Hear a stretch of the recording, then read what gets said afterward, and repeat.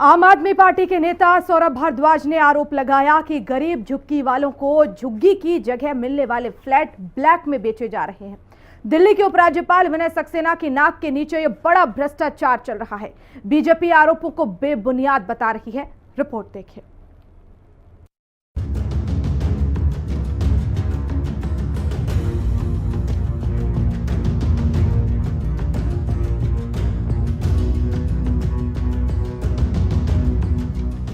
दिल्ली सरकार में मंत्री सौरभ भारद्वाज ने बीजेपी पर झुग्गियों के बदले मिलने वाले फ्लैट्स को ब्लैक में बेचने का आरोप लगाया है। उन्होंने कहा कि जिन फ्लैटों का उद्घाटन खुद प्रधानमंत्री नरेंद्र मोदी ने किया, उन्हें भ्रष्टाचार के तहत ब्लैक में वैसे लोगों को बेचा जा रहा है जो झुग्गियों में कभी रहे ही नहीं। एलजी के अधीन आने वाली उच्च अधिकारियों की मिली भगत के बिना यह संभव नहीं है। 2 साल में दिल्ली में हजारों झुग्गियां गिराई गई, मगर उनकी जगह वहां रहने वालों को पक्का मकान नहीं मिला। झुग्गी वालों को मकान देते वक्त कई तरह से चेकिंग की जाती है, मगर यहाँ झुग्गी वासियों की जगह दूसरों को पक्के मकान दिए गए हैं।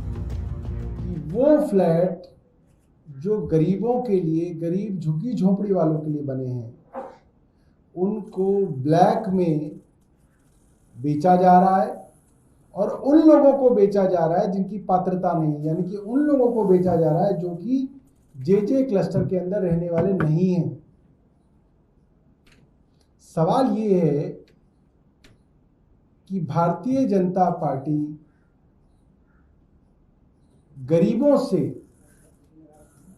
इस तरीके से क्यों परेशान रहती है? क्यों वो गरीबों के खिलाफ जो है हमेशा नजर आती है कि कुछ भी गरीबों के लिए हो तो उसकी खिलाफत भारतीय जनता पार्टी करती है। दिल्ली बीजेपी अध्यक्ष वीरेंद्र सचदेवा ने कहा कि दिल्ली सरकार ने झुग्गी झोपड़ी में रहने वालों को फ्लैट में रहने का सपना बेचा था। दिल्ली में 40,000 फ्लैट बनाए, 16 लाख लोगों ने इन फ्लैट्स के लिए रजिस्ट्रेशन कराया। नाम आने के बाद लोगों ने अपने जीवन भर की कमाई इसमें लगा दी। बापरोला में 72,000 और बवाना में 68,000 रुपए फ्लैट के दाम दिल्ली सरकार ने तय किए। इतने पैसे देने के बाद भी ये फ्लैट लोगों को नहीं मिल रहे हैं। गरीबों की सपनों के फ्लैट्स दिल्ली सरकार की लापरवाही के कारण खंडर में तब्दील हो गए हैं। बताइए ना कहाँ गड़बड़ है, आप FIR कराइए।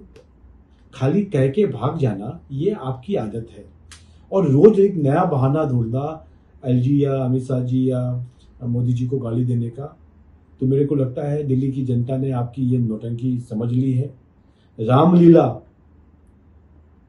तो भगवान की रामलीला तो 9 दिन चलती है, पर केजरीवाल जी की लीला पूरे साल चलती है और उनके प्रवक्ता, नेता, मंत्री सब रोज मिलके कोई ना कोई बहाना ढूंढते हैं एक नई नौटंकी करने के लिए।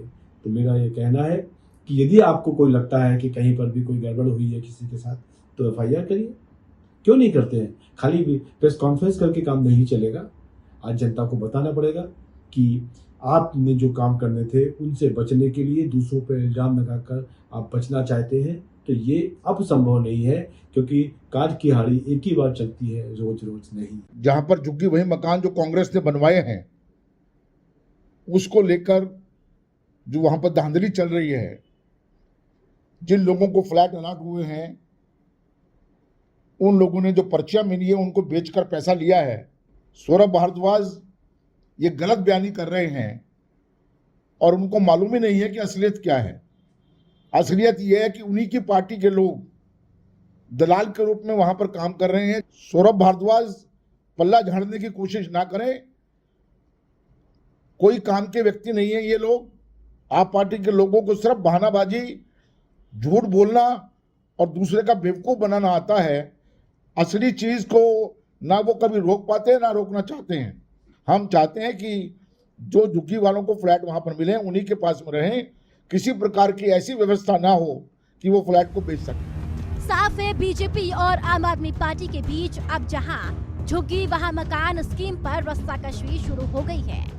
देखना है कि ये कौन सा रूप ले लेता है। समीक्षा चौधरी के साथ कंचन अरोड़ा, दिल्ली, हिंदी खबर।